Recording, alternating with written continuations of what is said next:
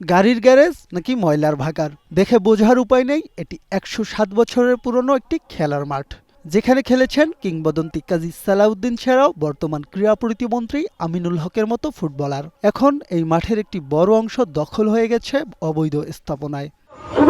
যুব ক্রীড়া প্রতিমন্ত্রীর দায়িত্ব নেওয়ার পর রোববার সকালে মাঠটি পরিদর্শনে যান আমিনুল হক। পরিদর্শন শেষে তিনি ঘোষণা দেন, অবৈধ দখল উচ্ছেদ করে মাঠটি ফিরিয়ে দেওয়া হবে খেলাধুলার জন্য। এই মাঠ হচ্ছে জনগণের, এই মাঠ হচ্ছে তোমাদের, তোমরা উন্মুক্তভাবে আজকের পর থেকে ইনশাআল্লাহ এখানে খেলাধুলা করবা। মাঠটি উদ্ধারে আছে আইনি জটিলতা, তবে আদালতের রায়কে সম্মান জানিয়ে দ্রুত পদক্ষেপ নেওয়ার ঘোষণা দিয়েছেন তিনি। এ সময় কঠোর হুঁশিয়ারি দিয়েছেন ঢাকা উত্তর সিটি কর্পোরেশনের প্রশাসক শফিকুল ইসলাম খান মিল্টন।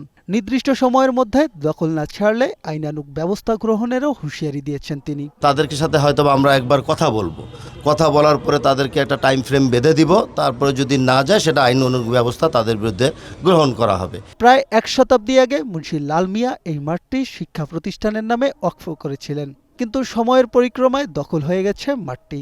স্থানীয়দের প্রত্যাশা, দ্রুত সময়ের মধ্যে অবৈধ দখল উচ্ছেদ করে মাঠটি খেলাধুলার জন্য উন্মুক্ত করে দেওয়ার।